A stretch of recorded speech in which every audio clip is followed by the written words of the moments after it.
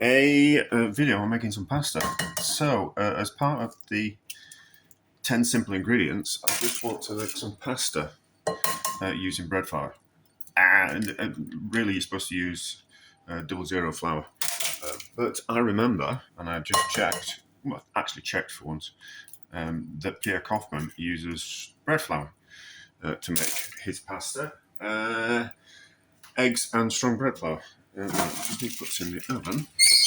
So, if Pierre Kaufmann does it, it must be true.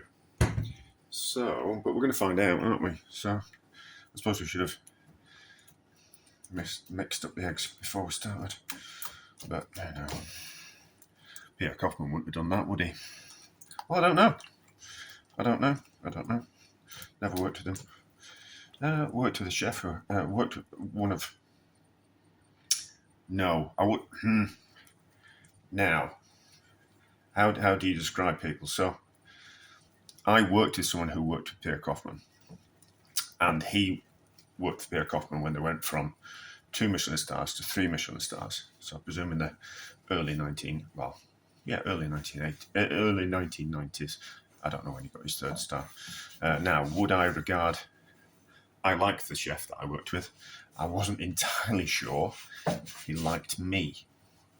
I think probably tolerated me, but wouldn't. I don't think he would have regarded me as a friend. But anyway, so yeah, and what we're going to do is we're going to make some.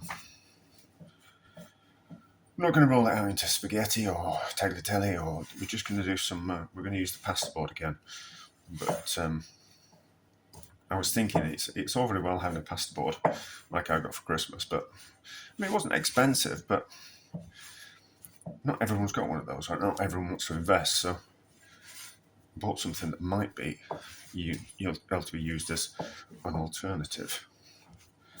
So, but we'll see.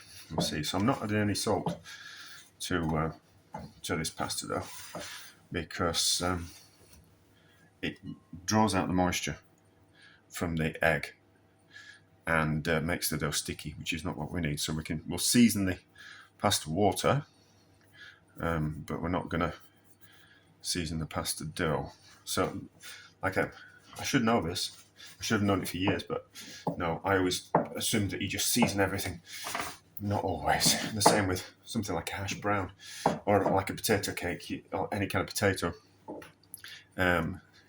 dish like a hash brown. If you season them, the liquor wants to kind of come out and turn them sticky, which is not really good, which means they don't just keep quite as well in the fridge. So you can't make them and then store them in the fridge and then to be used later on, which is a bit of a shame.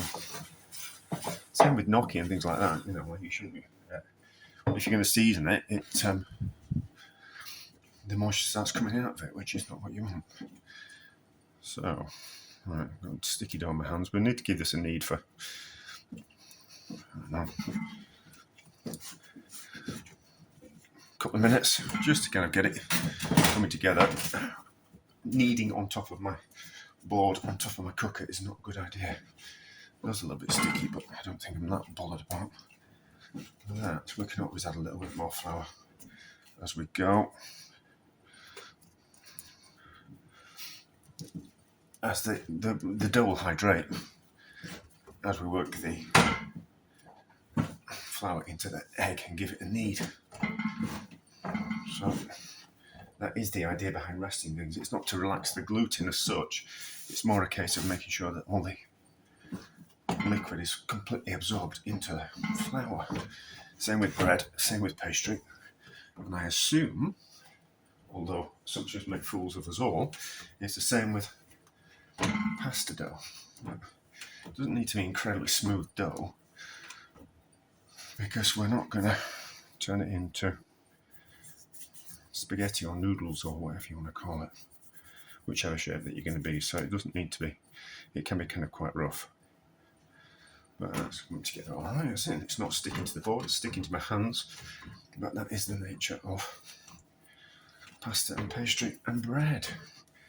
That looks all right. So we'll let that. We don't want to overwork it too much because we don't want to activate too much of the gluten in the flour. But we have to knead it so it's relatively smooth. But that's kind of coming out together. So we'll put a cover on it. We'll give it a rest, and then we'll see what it looks like a bit later on when I'm going to form it and cook it. So that's pasta board or a gnocchi board, and you just roll the pasta down it. But I was kind of thinking, you have to buy those. But can we use, and I'm sure I've seen someone use a cone or similar. So I bought these 2 cheap cones while I was out. That one, it's got squiggly lines. I kind of thought, that might be quite interesting. You might be able to get it to work. And then this one is just a cheap 50p, or was it 60p cone. I need a pair of scissors to get into that. So I'm not holding out much luck for this one because I think it's going to be so cheap that it's just going to break because we need a little bit of force. But we'll give it a go. So I'll let the pasta into a sausage shape. We might need some flour, but I've got some at hand. I'm actually prepared for once. So, and then I'll just have to remind myself. So the pasta looks all right. It looks nice and eggy. So it was 100 grams of pasta per egg. I did have a knife. And we might have a go at making some orecchiette as well. So about that much. Maybe a bit less.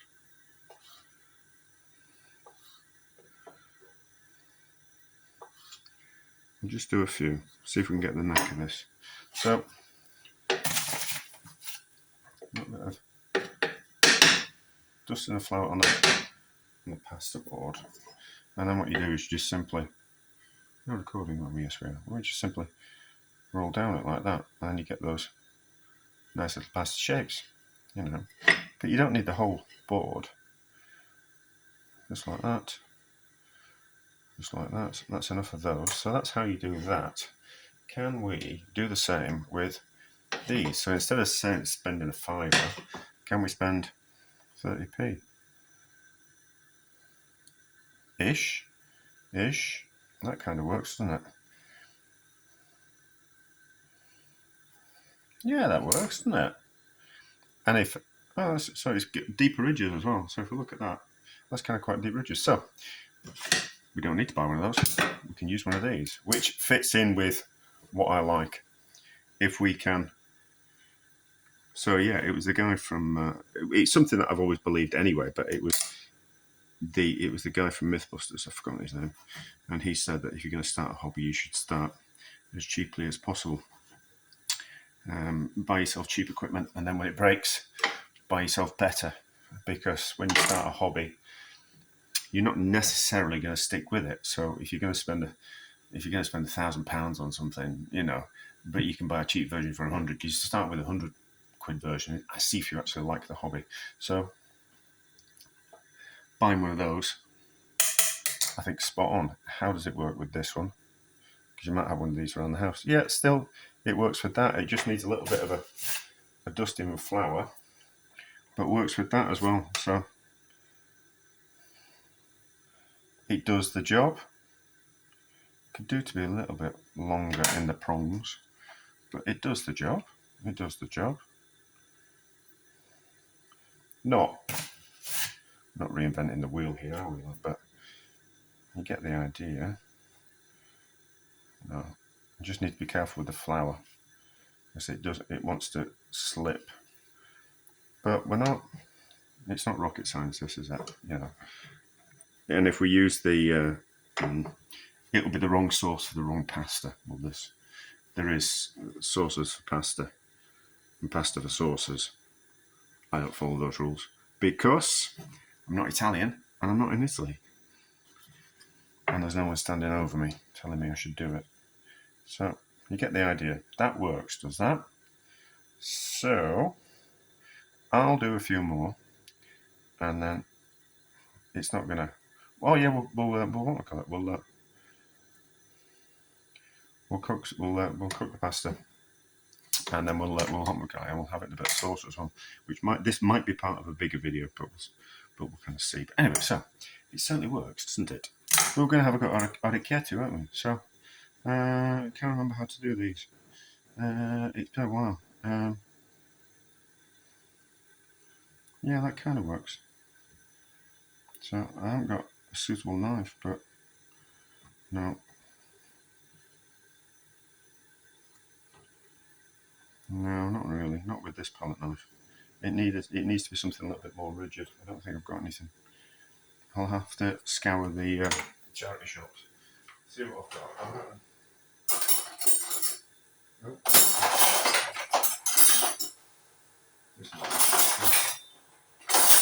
One of the things you find in drawers, so it must be something a little bit more like that. I think I found this when I was rooting through some things. So, no, that's not what it's doing. I think orecchiette is made with semolina, so it's probably a little bit too soft and needs to be made with semolina flour. But anyway, those work. These overcooking, I got sidetracked. They certainly need to come out. Oh, they're lovely. Oh, look at those. They're puffed up really well. So that's a bonus. I didn't think I'd done enough, but there's going to be, for the first batch, that's going to be fine. How do they taste? Varying successes with me faffing around with them, like. No, that is perfectly acceptable pasta. Not perfect, but perfectly acceptable. So, strong bread flour works in making pasta a success.